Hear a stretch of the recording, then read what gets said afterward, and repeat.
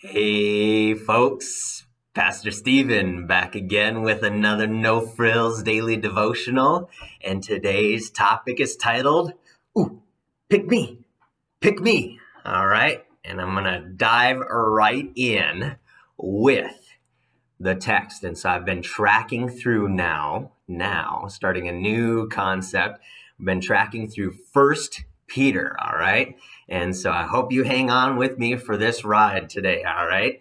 And so I'm going to read to you First Peter chapter 1, and I'm going to read verses 1 through 2. And now listen to this. It says, Peter, an apostle of Jesus Christ, to God's elect, strangers in the world, scattered throughout Pontus, Galatia, Cappadocia, Asia, and Bithynia, who have been chosen according to the foreknowledge of God the Father through the sanctifying work of the Spirit for obedience to Jesus Christ and sprinkling by his blood, grace and peace be yours in abundance. Now that is an introduction. Holy macaroni, Peter. It wasn't like Peter going, hey, folks, it's the Apostle Peter back again with another no frills epistle of the Bible. Sorry. Anyway, and so this idea of pick me comes from this introduction and these words that Peter's using. You are God's chosen.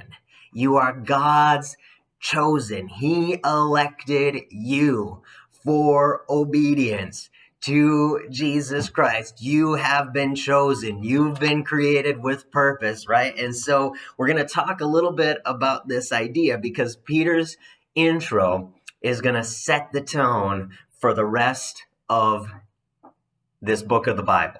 All right. And so I'm hoping to do a good job this morning of just kind of teasing this out. All right. And so what Peter is trying to hit at here in this introduction is that you are God's chosen. And what does that mean for you? What implications does that carry for you? Well, it carries with it implications of honor and responsibility as God's chosen. Okay. As God's chosen people, we are to live and act in honor and great responsibility. And I think about it like this. I had a young girl in my classroom last year that really struggled every day to make right choices. Every day was a big battle for her. But it was so interesting because whenever she was like our line leader, okay, or like our classroom leader or our classroom helper, it was like all of a sudden, like she took on this different role and it was like this different mindset. And suddenly, all of a sudden, she was just going to be Little Miss Rule Follower. Every other day of the year, she was going to buck the system. Okay. But for some reason, when she was like the classroom helper or the line leader, suddenly it was like, oh, I'm in charge now.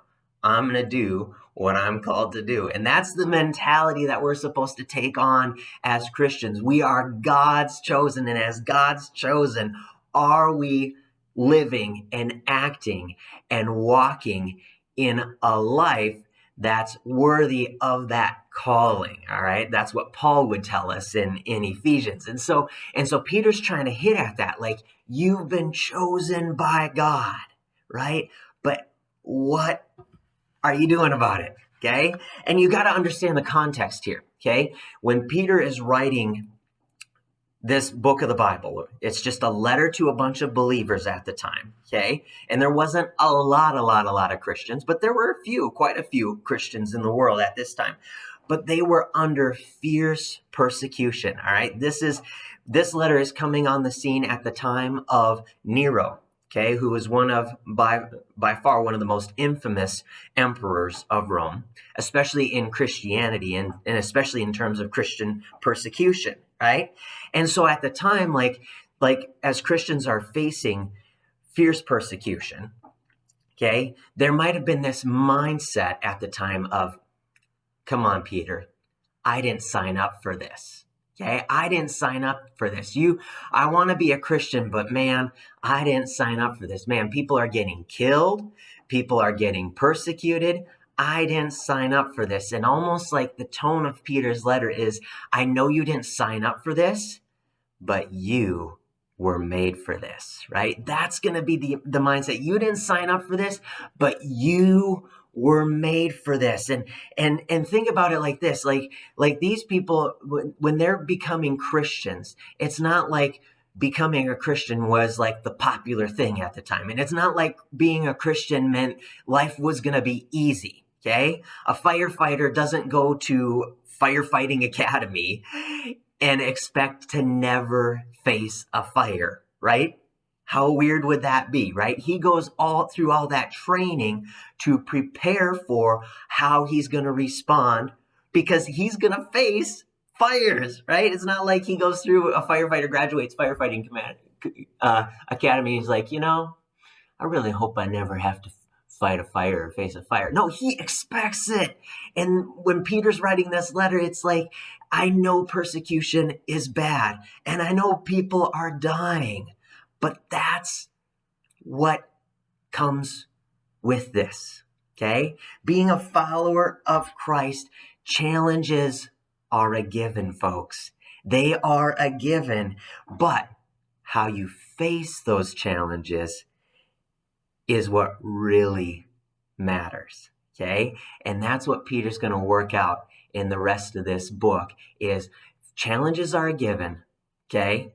But you were made for this, and how you deal and how you face these challenges matters. And there's going to be more to come on that. Hey, you guys, I hope you're doing awesome. Have a great day, you guys. Be blessed.